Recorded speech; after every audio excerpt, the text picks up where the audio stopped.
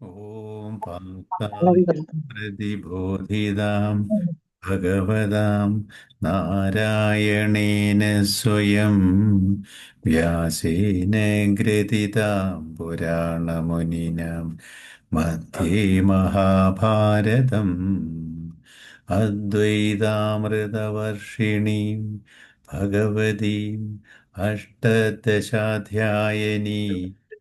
അംബ ത്വാമനുസന്തതാമി ഭഗവത്ഗീതേ ഭവദ്വേഷിണീ.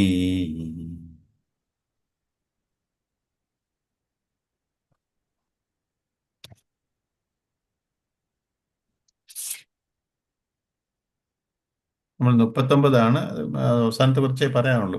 അടുത്ത 40 ശ്ലോകം വായിക്കാം. ശ്ലോകം അർത്ഥവും അല്ലേ ചേച്ചിക്ക് വായിക്കാവോ? ലേ ചേച്ചിക്ക് വായിക്കാമല്ലോ അല്ലയോ?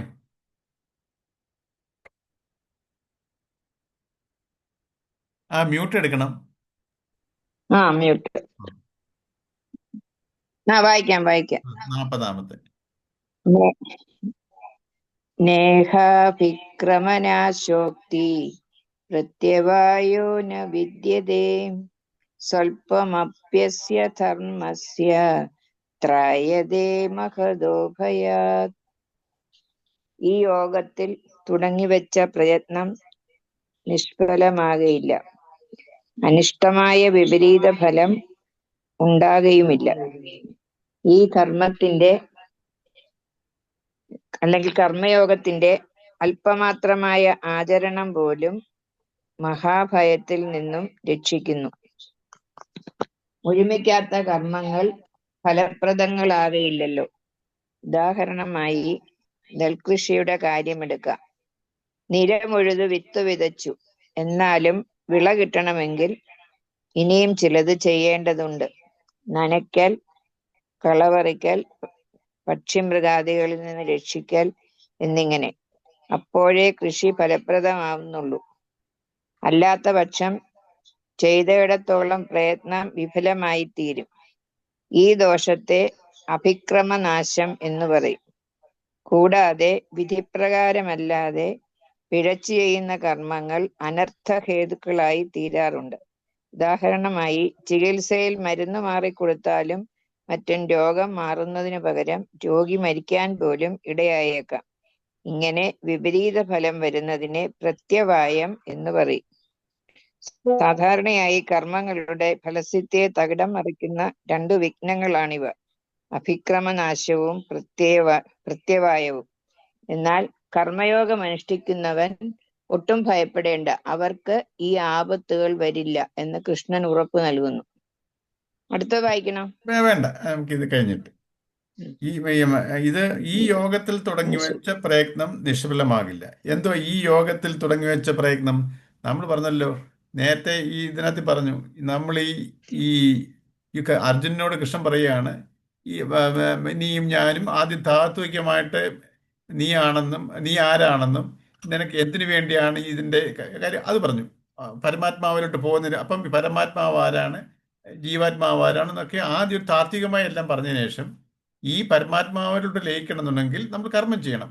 ആ ഒരു ആദ്യത്തെ കാര്യങ്ങളൊക്കെ പറഞ്ഞു വെച്ചിട്ട്, ബേസിക് ആയിട്ടുള്ള കാര്യങ്ങളെല്ലാം പറഞ്ഞു വെച്ചിട്ട് ഇനി എങ്ങനെ നീ കർമ്മം ചെയ്യണം എന്നുള്ള രീതിയിലോട്ട് കൃഷ്ണൻ വന്നു. അത് കർമ്മയോഗത്തിൽ എന്ന് വെച്ചാൽ അല്ലയോ, സമചിത്തതയായിട്ട് ബാലൻസ്ഡ് മൈൻഡായിട്ട് നീ കർമ്മത്തിനെ അനുഷ്ഠിക്കണം. അതിനൊരു എക്സാമ്പിൾ പറഞ്ഞല്ലോ, ഈ 3 ദ്വന്ദ്ങ്ങൾ: ശരീരത്തിൻ്റെ തലത്തിലും മനസ്സിൻ്റെ തലത്തിലും ബുദ്ധിയുടെ തലത്തിലും. അപ്പോൾ ഇത് ഈ 3 ദ്വന്ദ്ങ്ങളല്ല നമ്മുടെ അനുഭവം. പല ദ്വന്ദ്ങ്ങളുണ്ട്. അതിന് 3 എടുത്തന്നേ ഉള്ളൂ. 3 തലത്തിലുള്ളത്: ശരീരത്തിൻ്റെ തലത്തിൽ വിജയവും പരാജയവും, മനസ്സിൻ്റെ തലത്തിൽ ലാഭവും നഷ്ടവും, ബുദ്ധിയുടെ തലത്തിൽ സുഖദുഃഖവും. ഇങ്ങനെ നമുക്ക് ഈ അനുഭവങ്ങൾ ഇങ്ങനെ വരുന്നത് നമുക്ക്. അപ്പോൾ ഈ അനുഭവത്തിൽ ഞാൻ ഒന്നിനോടും സംഘമില്ലാതെ നിൽക്കണം, ബാലൻസ്ഡ് മൈൻഡായിട്ടോ. ഒന്നിൽ തന്നെ ഞാൻ സംഘം, മറ്റവനോട് എനിക്ക് വെറുപ്പ്, ഒന്നിനോട് ഭയങ്കര ഇഷ്ടം. ഈ രീതിയിലാവരും. നമ്മൾ രണ്ടിനെയും ബാലൻസ് ചെയ്തിട്ട് അങ്ങനെ ഞാൻ എൻ്റെ കർമ്മഫലത്തിനെ അനുഭവിക്കണം. ആ കർമ്മഫലത്തിൽ കൂടെ അനുകൂല പ്രതികൂല അനുഭവങ്ങളെ ഞാൻ കർമ്മയോഗത്തിൽ അനുഷ്ഠിക്കണം. അതെന്തോ കർമ്മം വെച്ചാൽ ബാലൻസ്ഡ് മൈൻഡ് കൂടി. അവിടേക്ക് അഹന്തയ്ക്ക് സ്ഥാനമില്ല. അഹന്ത എന്ന് പറഞ്ഞാൽ എന്തുവാ? ഈ ഞാനെന്ന ഭാവം. ഈ ഞാനെന്തുവാ? എനിക്ക് ചിലതൊക്കെ ഇഷ്ടമാണ്, എനിക്ക് ഇഷ്ടമല്ല. അത് എൻ്റെ അതാണ് വാസന. ഈ വാസനയിൽ ആരാ അഭിമാനിക്കുന്നേ? ഈ ഞാനെന്ന ഭാവം, അഹംഭാവം, ഈഗോ.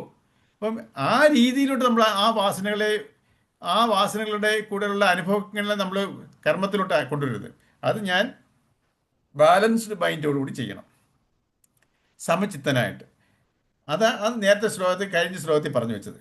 അപ്പം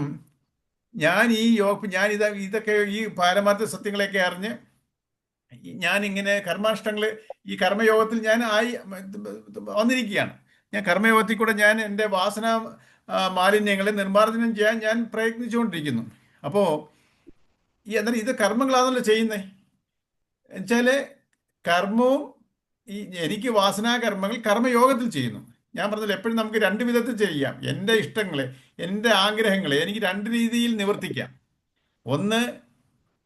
ഒന്നെങ്ങനെ കർമ്മത്തിൽ കൂടെ ഈ അഹന്തയിൽ അഭിമാനിച്ച്, ഈ സുഖങ്ങളിൽ അഭിമാനിച്ചും, ദുഃഖത്തിൽ പ്രതികൂല സാഹചര്യങ്ങളിൽ ദുഃഖിച്ചും, അനുകൂല സാഹചര്യങ്ങളിൽ അഭിമാനിച്ചും നമുക്ക് ആ അഹന്തയുടെ രീതിയിൽ നമുക്ക് ജീവിക്കാം. ഈ രണ്ടിനോടും എനിക്ക് സംഘമില്ലാതെ, ഈ രണ്ടിലും ഞാൻ എൻ്റെ മനസ്സിനെ കൊണ്ടുവന്ന് അറ്റാച്ച്ഡ് ചെയ്യാതെ എനിക്ക് എൻ്റെ കർമ്മങ്ങളെ എനിക്ക് ചെയ്തുകൊണ്ട് പോകാം. അത് കർമ്മയോഗം. അപ്പം ഈ കർമ്മയോഗത്തിൽ ഞാൻ ചെയ്തുകൊണ്ടിരിക്കുന്നു. അപ്പം കർമ്മത്തിൻ്റെ അടുത്ത ഒരു ലെവൽ പറയുക. നമ്മൾ വിചാരിക്കുക, സാധാരണ കർമ്മങ്ങൾ എങ്ങനെയാ? ഞാനിങ്ങനെ എന്തെങ്കിലും ഒരു കാര്യം തുടങ്ങി, ആ കർമ്മം ഇങ്ങനെ തുടങ്ങിക്കൊണ്ടിപ്പോൾ ഇടയ്ക്ക് വെച്ച് എനിക്കിത് കംപ്ലീറ്റ് ചെയ്യാൻ പറ്റിയില്ല. അപ്പോൾ കർമ്മങ്ങളുടെ ഒരു പൊതു സ്വഭാവമാണ് പറയുന്നത്. അപ്പോൾ എന്തെങ്കിലും ഒരു കാര്യങ്ങൾ തുടങ്ങി, ഒരു നിശ്ചയിച്ചിട്ടുണ്ട്, പകുതി വെച്ച് അത് നിന്നുപോയി. എന്തൊക്കെയോ കാരണങ്ങളുണ്ട്, ഏതോ കാരണങ്ങളുണ്ട്, അത് പകുതി വെച്ച് നിന്നുപോയി, അത് തുടരാൻ പറ്റിയില്ല. അപ്പം ആ കർമ്മം എന്തോ ആവും? അതിനൊരു എക്സാമ്പിൾ പറയുന്നുണ്ട്, കൃഷിയുടെ കാര്യം. ഏത് കർമ്മമായിക്കോട്ടെ ഇങ്ങനെ തന്നെ, നമ്മളൊരു ഇടയ്ക്ക് വെച്ച് ചെയ്യാൻ പറ്റിയില്ല, വിട്ടുപോയി. പിന്നെ കുറേ നാൾ കഴിഞ്ഞിട്ട് അതേ കർമ്മം അതിൻ്റെ കണ്ടിന്യൂഷൻ പോലെ ചെയ്യാൻ പറ്റുമോ? ഇല്ല. പിന്നെ ആദ്യം തൊട്ട് തുടങ്ങണം. അപ്പം ചില കർമ്മങ്ങൾ ഇടയ്ക്ക് വിട്ടാൽ അത് പിന്നെ അതിൻ്റെ ഫലത്തിലോട്ട് പോകത്തില്ല. അപ്പം അത് തിരിച്ചും റിപ്പറ്റേഷൻ ചെയ്യേണ്ടി വരും. അത് ഒരു ടൈപ്പിലുള്ള. വേറെന്തുവാ?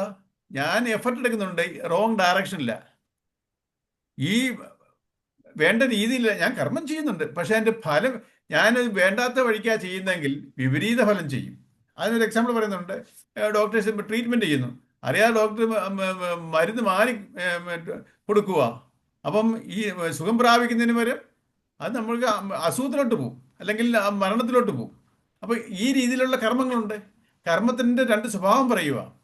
ഈ ചില കർമ്മങ്ങൾ നമ്മൾ തുടർന്ന് അത് മുഖിയാക്കിയില്ലെങ്കിൽ, ഇടയ്ക്ക് വെച്ച് നിന്നുപോയാൽ പിന്നെ ആദ്യം തൊട്ട് ആരംഭിച്ചേ പറ്റൂ.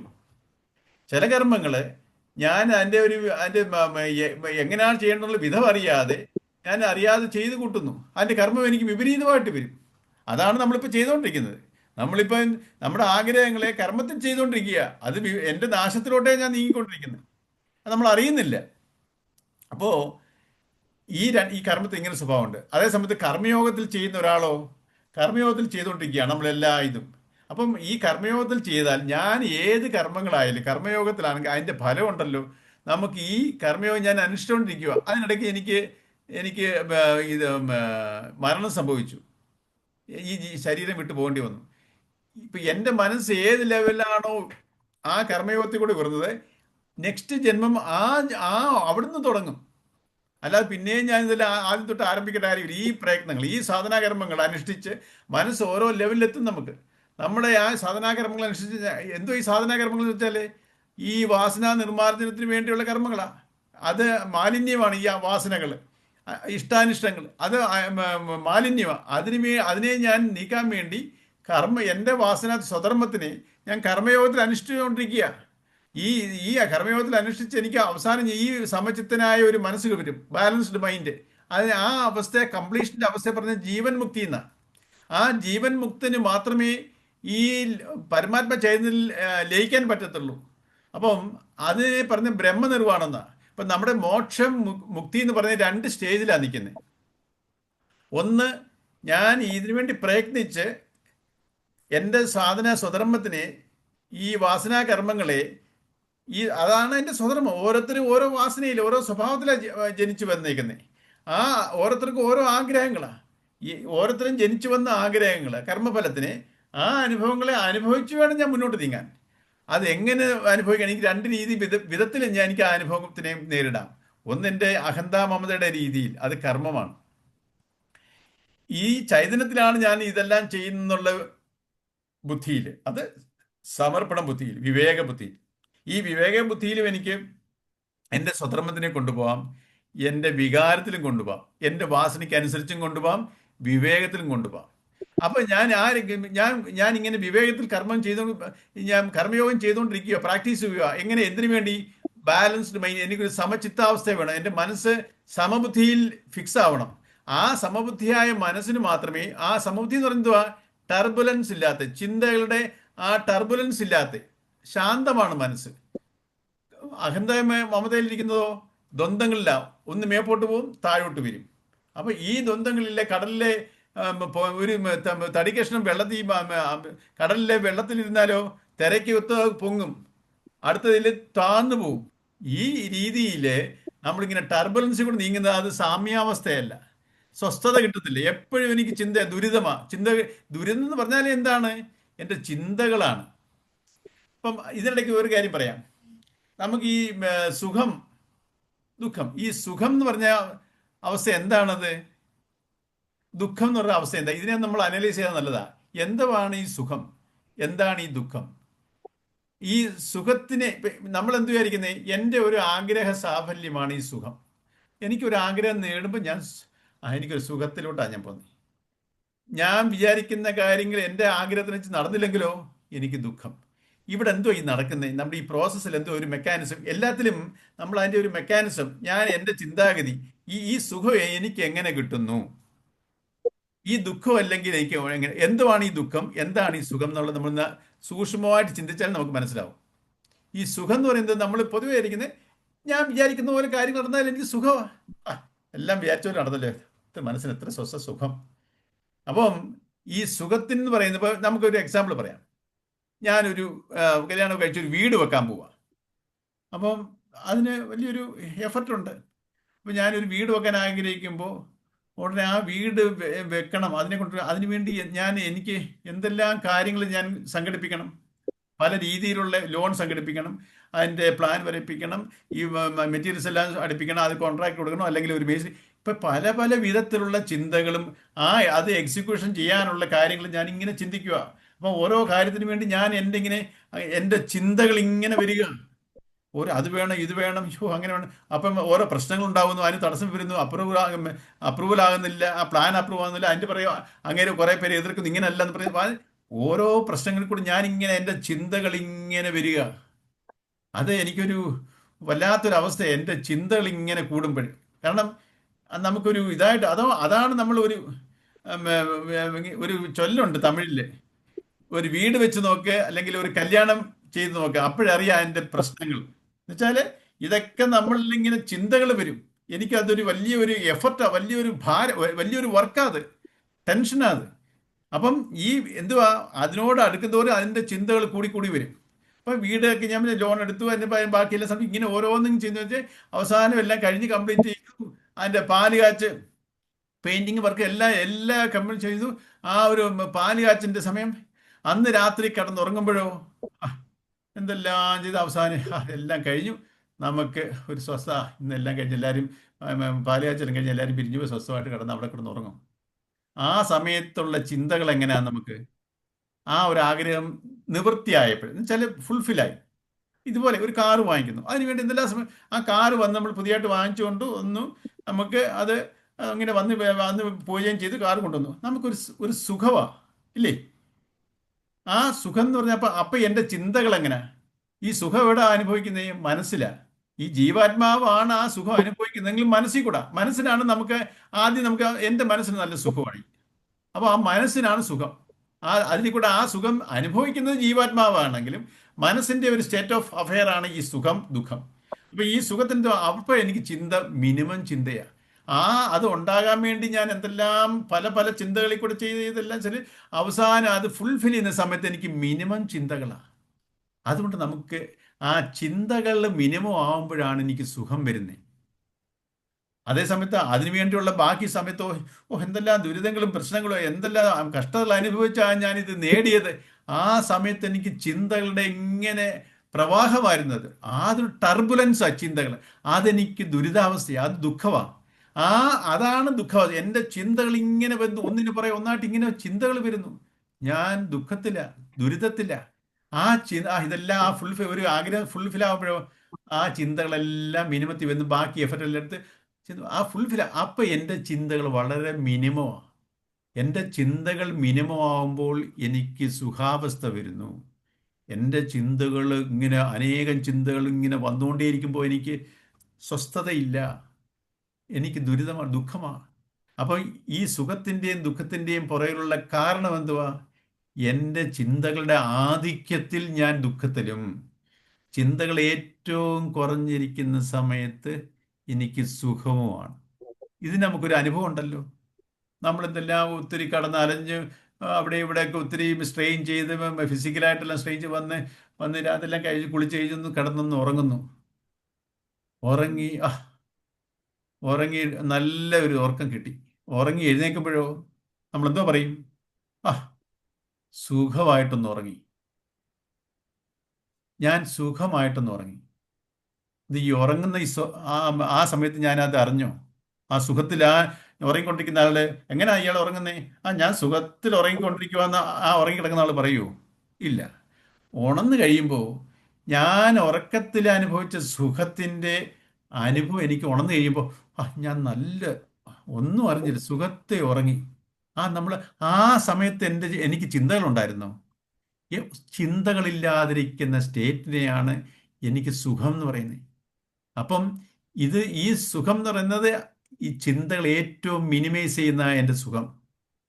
ചിന്തകൾ ഞാൻ ഉണർന്നു കഴിഞ്ഞാലോ എനിക്ക് പല പല ചിന്തകൾ. അയ്യോ അവിടെ പോകണം, ഇവിടെ പോകണം, ഇത് ചെയ്യണം, അത് ചെയ്യണം. ചിന്തകൾ ഇങ്ങനെ വരിക. ആ സുഖം മാറുക. എനിക്ക് പിന്നെ ചിന്തകളാ അത് തന്നെ.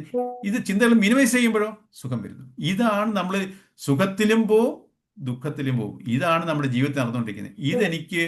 ഞാനിങ്ങനെ സ്ട്രെയിൻ ചെയ്ത് അത് എനിക്കൊരു എക്സോസ്റ്റ് ആവുക. ഞാൻ എനർജി മേപ്പോട്ട് പോകുന്നു, താഴോട്ട് വരുന്നു, മനസ്സിങ്ങനെ ആധിക്യത്തിൽ പോകുന്നു, പിന്നെ പെട്ടെന്ന് താഴെ വരുന്നു.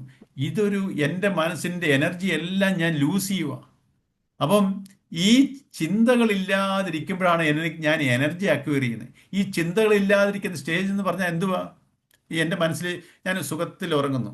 എന്തുകൊണ്ടാണ് എനിക്ക് ആ സുഖം വന്നേ? ആ സുഖത്തിൻ്റെ നമ്മൾ ഇതിൻ്റെ ഒരു ഒറിജിൻ അറിയണം. ഈ സുഖം ഈ പരമാത്മ ചൈതന്യത്തിൽ നിന്നാണ് ഈ സുഖം വരുന്നത്. നമ്മളറിയുന്നത് നമ്മൾ ആഗ്രഹം സാധിച്ചുകൊണ്ടാണ് എനിക്ക് സുഖം വന്നത്. ചിന്തകൾ പറഞ്ഞാൽ എന്തുകൊണ്ടാണ്? ആഗ്രഹം സാധിച്ചു അവിടെ മിനിമം ചിന്തകളായി. ആ ചിന്തകൾ ഇല്ലാതായപ്പോൾ ഒരു സുഖം വരുന്നത് എനിക്ക്. ചിന്തകൾ ഏറ്റവും മിനിമത്തിൽ വരുമ്പോൾ ചിന്തകൾ.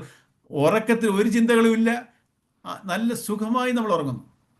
ആരെങ്കിലും ഞാൻ ദുഃഖത്തിലാണ് ഉറങ്ങിയതെന്ന് ആരെങ്കിലും പറയൂ? നല്ല ഡീപ്പ് സ്ലീപ്പ് കിട്ടുക നമുക്ക്. ഞാൻ ദുഃഖത്തില്ല. ചിലപ്പോൾ സ്വപ്നം കണ്ടു കഴിഞ്ഞാൽ ചിലപ്പോൾ നമുക്ക് ദുഃഖം വരും. ഞാൻ വേണ്ടാത്ത അരുതാത്ത സ്വപ്നങ്ങളൊക്കെ കണ്ടു എനിക്ക് വരും. പക്ഷേ ഈ സ്വപ്നാവസ്ഥയില്ലാതെ ഞാൻ നാളെ ഡീപ്പ് സ്ലീപ്പിൽ പോയി. അപ്പോഴാണ് നമുക്ക് ആ ഒന്നും അറിഞ്ഞില്ല, ഞാൻ ഉറങ്ങി. എത്ര സുഖമായിരുന്നുള്ള ഉണർന്നു കഴിയുമ്പോൾ നമ്മൾ അറിയുന്നു. ആ ചിന്തയില്ലാത്ത സമയത്ത് എന്തായിരുന്നു? ഞാൻ അവിടെ ഉണ്ട്, ജീവാത്മാവായ ഞാനുണ്ട്. പക്ഷെ എനിക്ക് മനസ്സും ബുദ്ധിയും ചിത്തവും അഹങ്കാരം ഈ അന്ധകരണം വർക്ക് ചെയ്യുന്നില്ല. അതിങ്ങനെ സബ്സൈഡായി കിടക്കുകയായിരുന്നു. അപ്പോൾ ഈ ജീവാത്മാവിൻ്റെ അവസ്ഥ എന്തുവാ? ഉറങ്ങിക്കിടക്കുമ്പോഴേ ഈ ജീവാത്മാവ് ഈ പരമാത്മ ചൈതന്യം ഈ വാസനയിൽ പ്രതിഫലിക്കുന്ന ആണല്ലോ ജീവാത്മാവായ ഞാൻ. എൻ്റെ സുഷുപ്തിയിൽ സുഷുപ്തി എന്ന് വെച്ചാൽ ഗാഠമായിട്ടുള്ള ഉറക്കം. അതാ സുഷുപ്തി. നമുക്ക് 3 അവസ്ഥയാണ്: ജാഗ്രത, സ്വപ്ന, സുഷുപ്തി. സുഷുപ്തി എന്ന് പറയുന്നത് സ്വപ്നം ഇല്ല, അവിടെ ഗാഠമായ ഉറക്കം, നല്ല ഡീപ്പ് സ്ലീപ്പിലാണ്. അപ്പോൾ അത് കഴിയുമ്പോൾ എനിക്ക് നല്ല സുഖമാണ്. ആ സമയത്ത് എങ്ങനെയാണ് ഇവിടുന്ന് സുഖം കിട്ടിയേ? ഈ മനസ്സും ബുദ്ധിയും ചിത്തവും അന്ധകരണമില്ല, വിക്ഷേപങ്ങളില്ല. ഈ മനസ്സ് എവിടെ ഇരിക്കുന്നു? പരമാത്മ ചൈതന്യത്തിൽ. പക്ഷെ ഈ ജീവാത്മാവിനും പരമാത്മാവിനും ഇടയ്ക്ക് വാസനയെന്ന് പറയും, കർമ്മഫലം എന്നുള്ള വാസന എന്നുള്ള ഒരു മറ മാത്രമേ ഉള്ളൂ. ഈ ജീവാത്മാവ് ഏറ്റവും പരമാത്മ ചൈതന്യത്തോട് ഏറ്റവും അടുത്തിരിക്കുക, വിക്ഷേപങ്ങളില്ലാതെ. ആ പരമാത്മ ചൈതന്യത്തിൽ കിട്ടുന്ന സുഖമാണ് എനിക്ക് സുഖമായി. ഉറക്കത്തിൽ ഞാൻ സുഖമായിരുന്നു എന്നുള്ള ഒരു അനുഭവം നമുക്ക് വരുന്നത് എന്നിലുള്ള പരമാത്മ ചൈതന്യത്തിനോട് ചേർന്നിരിക്കുകയാണ് ഈ ജീവാത്മാവ്. എന്തുവാ ഈ പരമാത്മ ചൈതന്യത്തിലാണെന്നുള്ള അറിവില്ലാതിരിക്കുക, അതിനെയാണ് അജ്ഞാനം എന്ന് പറയുന്നത്. അത് ഏതാണ് ഈ മറയ്ക്കുന്നത്? എൻ്റെ വാസന. അതാണ് അജ്ഞാനം. അപ്പോൾ ഏറ്റവും പരമാത്മ ചൈതന്യത്തോട് ഏറ്റവും അടുത്തിരിക്കുന്ന അവസ്ഥയാണ് സുഷുപ്തി. പക്ഷേ അറിവില്ലാതിരിക്കുക, അതിനെക്കുറിച്ചുള്ള ഞാൻ പരമാത്മ ചൈതന്യത്തോടുള്ള അറിവില്ലാതിരിക്കുന്ന ഒരു ശയ. അപ്പോൾ അജ്ഞാനം മാത്രമേ ഉള്ളൂ ഈ പരമാത്മ ചൈതന്യത്തിൻ്റെയും ജീവാത്മ ചൈതന്യത്തിൻ്റെയും ഇടയ്ക്ക്. അത് ഉണർന്നു കഴിഞ്ഞാലോ പിന്നെ മനസ്സെ, ബുദ്ധി, ചിത്തം, അഹങ്കാരമല്ലോ ഇതിനിടയ്ക്ക് കയറും. അപ്പം ഞാൻ ഇതിനകത്ത് നിന്നും ഈ സുഖത്തിൽ നിന്നും മാറിപ്പോവും. ഇതാണ് നമുക്ക് ഈ സുഖവും ദുഃഖവും നിശ്ചയിക്കുന്നത്. ഈ കർമ്മഫലങ്ങളാണ് എൻ്റെ സുഖത്തിലും ദുഃഖത്തിലും കൂടെ ഞാൻ അനുഭവിക്കുന്നത്. ഈ കർമ്മഫലത്തിനെ ഇല്ലാതാക്കിയാലോ ഞാൻ പിന്നെ ഈ ജീവാത്മാവെന്നുള്ളൊരു എൻറ്റൈറ്റി ഇല്ല. അത് പരമാത്മ ചെയ്തിന് ഈ വാസനാ നിർമ്മാണം ചെയ്താൽ എങ്ങനെ വാസനാ നിർമ്മാണം ചെയ്യാനുള്ള ഉപാധിയാണ് കർമ്മയോഗം. ഇതുപോലെ ഭക്തിയോഗം, ജ്ഞാനയോഗം ഒക്കെ ഉണ്ട്. ഓരോരുത്തർ ഇപ്പം നമ്മൾ ഈ മോസ്റ്റ്ലി എല്ലാവരും ഈ കർമ്മത്തിൽ കൂടെ പോകുന്നതുകൊണ്ട് കർമ്മയോഗമാണ് എല്ലാവർക്കും വന്ന് നമ്മളെല്ലാം കർമ്മത്തിൽ വന്നേക്കുന്ന വാസനയിൽ. അപ്പം ചിലർ ജന്മം കൊണ്ട് ഭക്തി മാർഗത്തിൽ വരുന്നുണ്ട്, ഭക്തിയോഗത്തിൽ. അത് നമുക്ക് ഇന്നത്തെ കാലത്ത് ഈ ഭക്തി കാണാൻ പറ്റത്തില്ല, ഈ ഭക്തി യോഗത്തിലുള്ള ആരെയും കാണാൻ പറ്റത്തില്ല. കാരണം ഇന്നത്തെ കാണുന്ന ഭക്തിയെല്ലാം കാര്യസാധ്യത്തിനുള്ള ഭക്തിയാണ്. അതിനെ ഭക്തി എന്ന് പറയാൻ പറ്റത്തില്ല, സമർപ്പണ ബുദ്ധിയല്ല. ഈ കുചേലനെ, മീര, പൂന്താനം ഇങ്ങനെയുള്ളവരുടെയൊക്കെ കേട്ടിട്ടുണ്ട്. കാരണം അവരൊക്കെ ജന്മന അങ്ങനെ ആയവരാ. അവർക്ക് വേറെ ഒരു ഭൗതികമായിട്ട് ആ ഈശ്വര സമർപ്പണത്തിലാണ് അവരുടെ ജീവിതം പോയിക്കൊണ്ടിരുന്നത്. അപ്പം അങ്ങനെയുള്ളവർക്ക് അതാണ് ഭക്തിയോഗം. ജ്ഞാനയോഗികളുണ്ട്, ശങ്കരാചാര്യരും ഇവരൊക്കെ ഈ യുക്തി, എൻ്റെ മനസ്സിങ്ങനെ ഈ അറിവിനെ, ഈ പരമാത്മജനുള്ള അറിവിനെ ഉറപ്പിക്കുന്നത്, അതാണ് ജ്ഞാനമാർഗം. ഈ ജ്ഞാനമാർഗം ഈ നമ്മുടെ സ്വഭാവം അനുസരിച്ച്, നമ്മുടെ ഓരോരുത്തരുടെ വാസന അനുസരിച്ച് 4 വിധത്തിലുണ്ട് ഈ മാർഗങ്ങൾ. ഈ പരമാത്മ ചൈതന്യത്തിലോട്ട് പോകാനുള്ള സാധനാ മാർഗങ്ങളിലെ പൊതുവേ എല്ലാവരും യുണീക്കായിട്ടാണ് മൂവ്മെന്റ്. പക്ഷെ ആ വാസനയുടെ പൊതു സ്വഭാവം അനുസരിച്ച് 4 മാർഗങ്ങളാണ്: ജ്ഞാനയോഗം, ഭക്തിയോഗം, കർമ്മയോഗം, ഹഠയോഗം. ഹഠയോഗം വെച്ചാൽ ആസനകൾ, യോഗാസനത്തിലൂടെ നമ്മൾ പോകുന്നത് വെച്ചാൽ ശരീരത്തിൻ്റെ ലെവലിലുള്ള, മനസ്സിൻ്റെ ലെവലിൽ, ബുദ്ധിയുടെ ലെവൽ, ഈ രീതിയിലുള്ള പിന്നെ ആത്മീയമായിട്ട്, അതാണ് ജ്ഞാനയോഗം. അപ്പോൾ ആത്മാവിനെ കുറിച്ചുള്ള അറിവിൽ കൂടെ, കർമ്മത്തിൽ കൂടെ, ഭക്തിയിൽ കൂടെ, പിന്നെ ശരീരത്തിൻ്റെ കൂടെ യോഗാസനം വഴി, ഇങ്ങനെ എനിക്ക് 4 മാർഗത്തിൽ കൂടെ എനിക്ക് ഈ പരമാത്മ ചൈതന്യത്തിൽ എത്തിച്ചേരാം. ഇതിൽ തന്നെ ഓരോരുത്തരുടെയും സ്വഭാവം അനുസരിച്ച് നമുക്കറിയാമല്ലോ, എത്രയോ ഋഷിമാരുണ്ടായിരുന്നു. ഇപ്പം ശങ്കരാചാര്യര്, പിന്നെ രമണ മഹർഷി, രാമകൃഷ്ണ പരമഹംസര്, ഇങ്ങനെ വിവേകാനന്ദന്, ഇവരെല്ലാം ഒരേപോലെ അല്ല അവരുടെ പ്രവൃത്തികൾ. എല്ലാവരും ആത്മസാക്ഷാത്കാരം കിട്ടിയവരാ. പക്ഷേ അവരുടെയൊക്കെ ഒരാൾ ചെയ്യുന്ന വിധത്തിലല്ല വേറൊരാൾ ചെയ്യുന്നത്. കാരണം ഓരോരുത്തരും ജന്മമെടുത്തത് അവരവരുടെ വാസനയിലാണ്. പക്ഷേ അവരെല്ലാം അവരുടെ മനസ്സിനെ, ശരീരത്തിൻ്റെ രീതികൾ ഏതായാലും മനസ്സിനെ പരമാത്മ ലയിപ്പിച്ചവരാ, ആത്മസാക്ഷാത്കാരം നേടിയവരാ. അപ്പം ആത്മസാക്ഷാത്കാരം ഉണ്ടെങ്കിലും ശരീരത്തിൻ്റെ കർമ്മത്തെ ആ ഒരു രീതി അനുസരിച്ചേ ഓരോരുത്തരും വർത്തിക്കത്തുള്ളൂ. അതുകൊണ്ട് ആരെയും നമ്മൾ അനുകരിക്കാൻ പറ്റത്തില്ല. നമുക്ക് നമ്മുടെ രീതിയിലേ ഇതിനകത്തോട്ട് മുന്നോട്ട് പോകാൻ പറ്റത്തുള്ളൂ. അല്ല, ഞാൻ വേറൊരാളെ കൂട്ട് വേറൊരു സ്വാമി ചെയ്യുന്നു, അങ്ങനെ ചെയ്യുന്നു, ഞാനും അങ്ങനെ ചെയ്യുവാന്ന് പറഞ്ഞ് ചെയ്തിട്ട് ഒരു പ്രയോജനവും ഇല്ല. മനസ്സിലായില്ലോ? അപ്പം നമ്മൾ നമ്മുടെ രീതി, നമ്മുടെ വഴി കൂടെ ഈ വിഷയങ്ങളെ മനസ്സിലാക്കി ഈ സമർപ്പണ ബുദ്ധിയാൽ ഞാൻ എൻ്റെ സ്വധർമ്മത്തിനെ എൻ്റെ വഴിയിൽ ചെയ്യണം. അതുകൊണ്ട് വേറെ ശ്ലോകത്തിൽ വരുന്നുണ്ട്, നമ്മുടെ സ്വധർമ്മം, നമ്മുടെ വാസന എത്ര മോശമായാലും, ഈ വാസനയൊന്നും വേണ്ട, എനിക്ക് നല്ല വാസമോ, എനിക്ക് നല്ല ഐഡിയലായിട്ട് ഇങ്ങനെയൊക്കെ ഞാൻ ജീവിക്കുക എന്ന് പറഞ്ഞിട്ടില്ല. അങ്ങനെ എനിക്ക് ജീവിക്കാൻ പറ്റത്തില്ല. കാരണം ഞാൻ വന്നത് ഈ വാസന കൊണ്ടാണ്. ഈ വാസനയെ അനുഭവിച്ച് തീർക്കാതെ എനിക്കിതിൽ നിന്ന് രക്ഷപ്പെടാൻ സാധ്യമല്ല. ഞാൻ ഇതിൽ നിന്ന് ഒളിച്ചോടി പോകുന്നു. അതുപോലെ ശ്രീനിവാസന്റെ ചിന്താവിഷ്ടയ സീതയിലെ ശ്രീനിവാസന്റെ അനുഭവം പോലെ നമുക്ക് വന്നു ചേർന്നുള്ള കർത്തവ്യങ്ങൾ നമുക്ക് ഒളിച്ചോടാൻ പറ്റത്തില്ല. ആ കർത്തവ്യങ്ങൾ നിറവേറ്റി തന്നെ എനിക്ക് മുന്നോട്ട് പോകാൻ പറ്റുള്ളൂ. എങ്ങോട്ട് മുന്നോട്ട്? ഈ ജീവിത ലക്ഷ്യമാവുന്ന മുക്തിയിലോട്ട്. അതിനെ കർമ്മയോഗത്തിൽ പല കർമ്മയോഗത്തിലൂടെയാണ് പൊതുവെ നമ്മുടെ വീട്ടിലെല്ലാം കർമ്മയോഗത്തിൽ കൂടെയാണ് പോകേണ്ടത്. ഈ കർമ്മയോഗവും ഭക്തിയോഗവും ജ്ഞാനയോഗവും ഹഠയോഗവും എല്ലാം ഇന്റർ കണക്റ്റഡാണ്, സെപ്പറേറ്റ് ഉള്ളൂ, വളരെ വ്യത്യാസങ്ങളില്ല. ഈ സമർപ്പണ ബുദ്ധി ഇതൊക്കെ ഇതിനകത്ത് ഓരോന്നിലും ആപ്ലിക്കബിളാണ്. അപ്പം ഞാൻ ഈ വഴിയിൽ എൻ്റെ സ്വധർമ്മത്തിനെ നിർവഹിച്ചാൽ മാത്രമേ എനിക്ക് എൻ്റെ വഴി കൂടെ, എൻ്റെ സ്വഭാവത്തിൽ കൂടെ എനിക്ക് എൻ്റെ സ്വഭാവത്തിനെ സമർപ്പണം ചെയ്ത് വേണം പോകാൻ. എൻ്റെ ആഗ്രഹങ്ങളെ ഞാൻ സമർപ്പണം ചെയ്ത് അനുഭവിച്ച് ആ മാലിന്യങ്ങളെ ഞാൻ കഴുകി നീക്കണം. കർമ്മയോഗത്തിൽ കൂടെ എനിക്കത് നിഷ്കാസനം ചെയ്യാൻ പറ്റും. അങ്ങനെ ആ ഒരു കർമ്മയോഗത്തിലാണ് ഞാൻ ഉയരേണ്ടത്.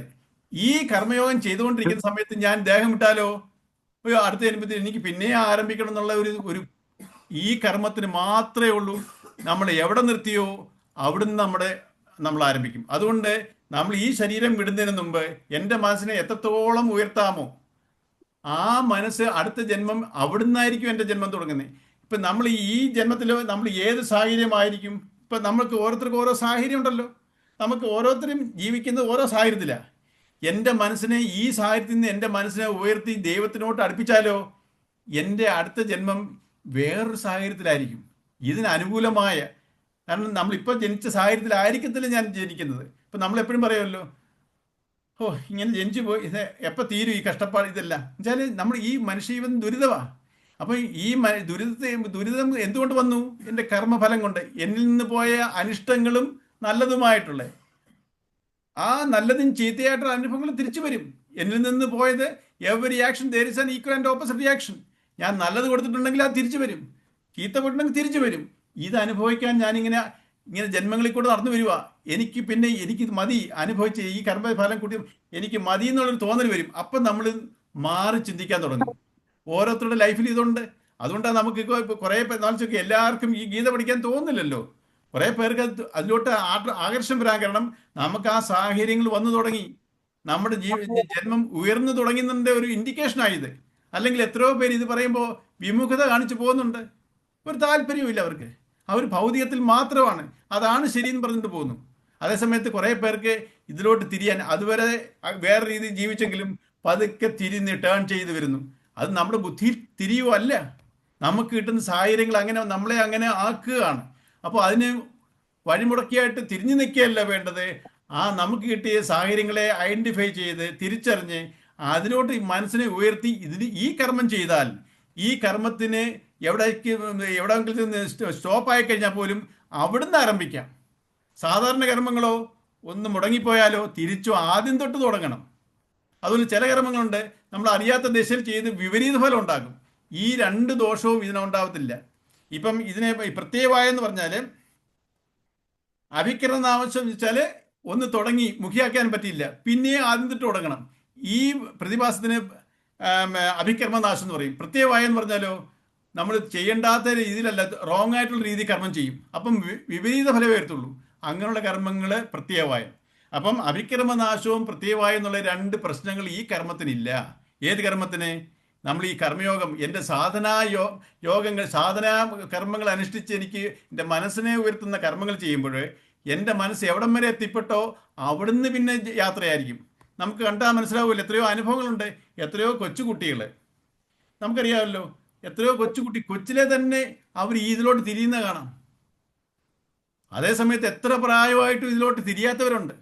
അപ്പോൾ ഈ ഒരു 5 വയസ്സുള്ള ഒരു കുഞ്ഞ് ഈ ആത്മീയമായിട്ടുള്ള പ്രവണതകളൊക്കെ കാണിക്കുന്നുണ്ടെങ്കിൽ അതിൻ്റെ കഴിഞ്ഞ ജന്മം മനസ്സിനെ അത്രത്തോളം ഉയർത്തിയിട്ടാണ് ആ ശരീരം വിട്ടത്.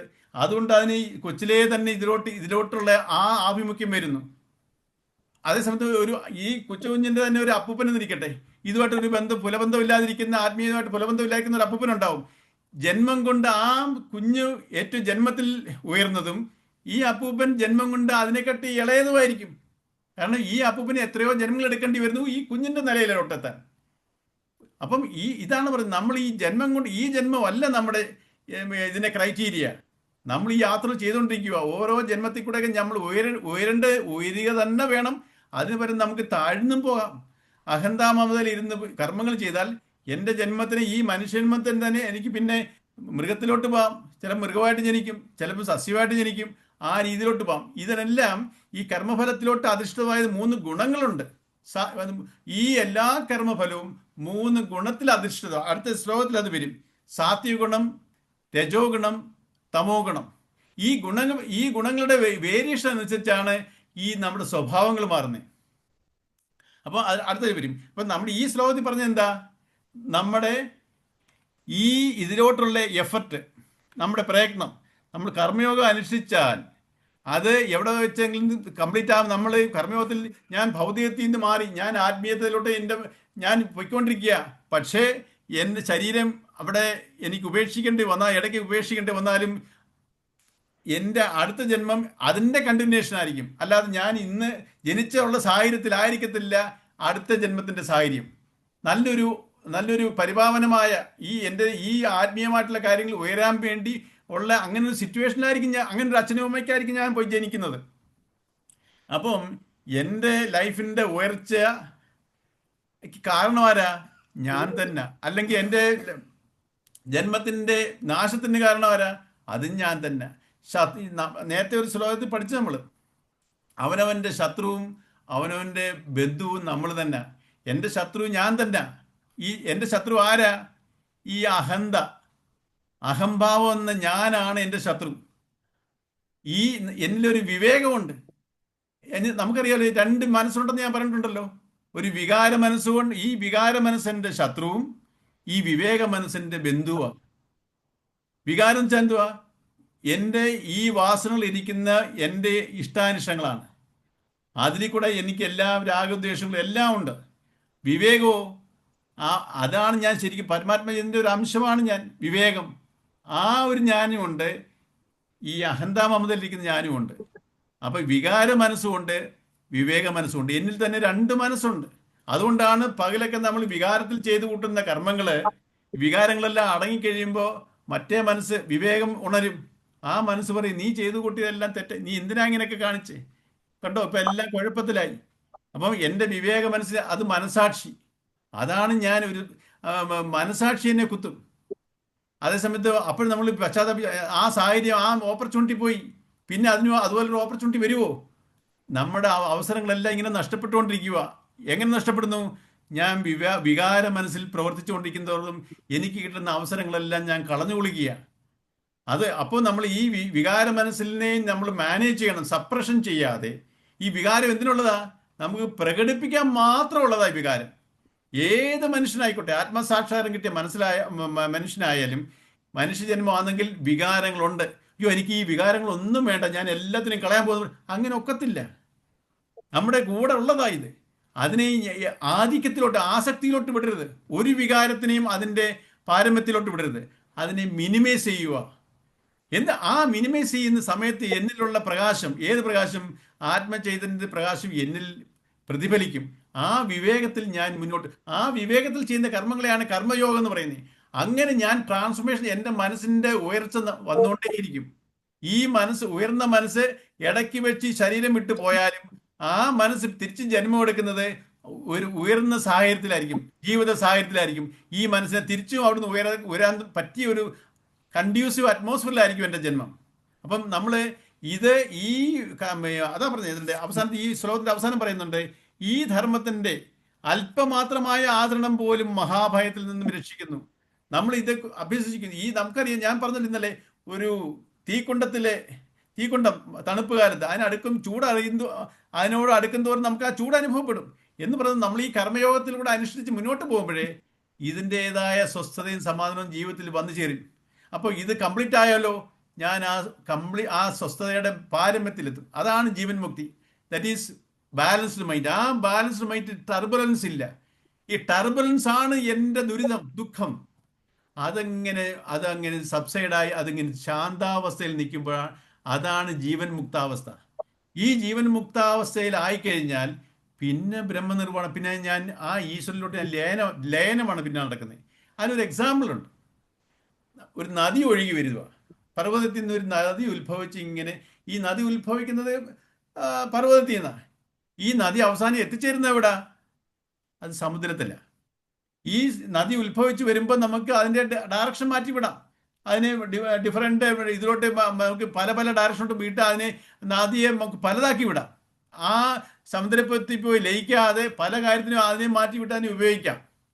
അതേസമയത്ത് ഇത് അങ്ങനെ ഒഴുകി വന്ന് അവസാനം സമുദ്രത്തിലോട്ട് ചേരുന്ന അവസ്ഥയുണ്ടല്ലോ, ആ ഒരു സമുദ്രം ഒഴുകി വന്ന് സമുദ്രത്തിലോട്ട് ചേരാൻ പോവാണ്. ആ ചേരുന്നതിന് സമുദ്രത്തിലോട്ട് ലയിച്ച് വീണിട്ടില്ല. അതിന് മുമ്പ് അതിന് നദി എന്നല്ലേ പറയുന്നേ. പക്ഷെ ആ ഒരു സ്റ്റേജിൽ അതിനെ തടഞ്ഞു നിർത്താൻ പറ്റുമോ? അതിനെ ഡൈവേർട്ട് ചെയ്യാൻ പറ്റുമോ? ഒരിക്കലും ഒക്കത്തില്ല. ആ നദി വന്ന് സമുദ്രത്തിലോട്ട് ഒന്നായി തീരുന്നതിന് തൊട്ട് മുമ്പുള്ള ഒരു അവസ്ഥയുണ്ട്. ആ അവസ്ഥയിൽ പിന്നെ ബാക്കിലോട്ട് പോകാൻ, അതിനെ പിന്നെ ഡൈവേർട്ട് ചെയ്ത് വിടാൻ പറ്റത്തില്ല. അങ്ങനെ ഡൈവേർട്ട് ചെയ്തിട്ടുണ്ടെങ്കിൽ നേരത്തെ ചെയ്യണമായിരുന്നു. ആ അവസ്ഥയാണ് ഈ ജീവൻ മുക്താവസ്ഥ, ബാലൻസ്ഡ് മൈൻഡ്. ആ ബാലൻസ്ഡ് മൈൻഡ് അറ്റൈൻ ആയിക്കഴിഞ്ഞാൽ പിന്നെ താഴോട്ടൊരു പതനമില്ല. പക്ഷെ അതുവരെ ഞാൻ ഈ പ്രാക്ടീസ് ചെയ്തുകൊണ്ടിരിക്കുമ്പോൾ അതുവരെ എൻ്റെ മനസ്സിന് താഴ്ന്നു പോകാനുള്ള ചാൻസ് ഉണ്ട്. അതുകൊണ്ടാണ് ഈ ആത്മീയ യാത്ര എന്ന് പറയുന്ന ഒരു ഷാർപ്പ് എഡ്ജ്ഡ് ഒരു നൈഫിക്കിന്റെ മേൽ കൂടെ നിൽക്കുന്ന യാത്ര പോലാണെന്ന് പറയും. കാരണം അത്രയ്ക്ക് ശ്രമകരമാണ് എങ്ങനെ നമ്മൾ ഭൗതികമായിട്ട് നോക്കുമ്പോൾ. പക്ഷെ നമ്മൾ ഇതുമായിട്ട് അലൈനായി കഴിഞ്ഞാലോ ഇത് യാത്ര സുഗമവുമാണ്. അതുകൊണ്ടാണ് ഇതൊക്കെ എന്തൊരു എത്തുമേ എപ്പോൾ പ്രാക്ടീസ് ചെയ്തില്ല എപ്പോൾ നേടാനാ നമുക്കൊരു ചിന്തയുണ്ട്.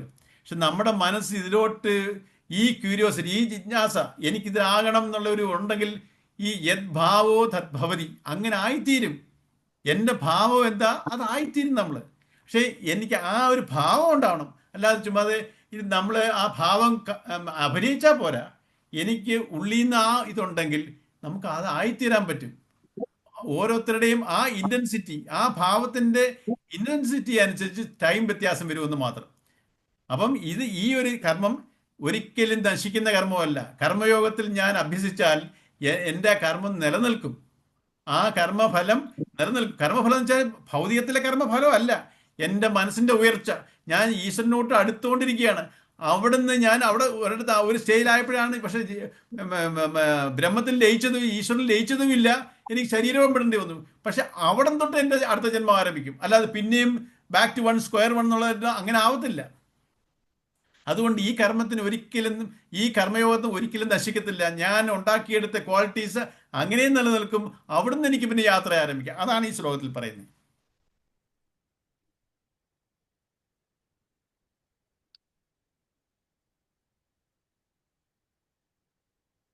ഇത് കേൾക്കുമ്പോൾ എന്തെങ്കിലുമൊക്കെ തോന്നുമെങ്കിൽ പറയണേ.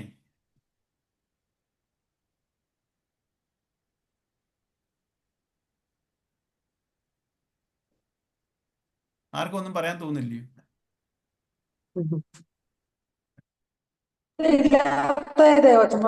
എന്താ ചിന്തയില്ലാത്ത അവസ്ഥ ശാന്തിയല്ലേ? സുഖമാണോ ശാന്തിയാണോ?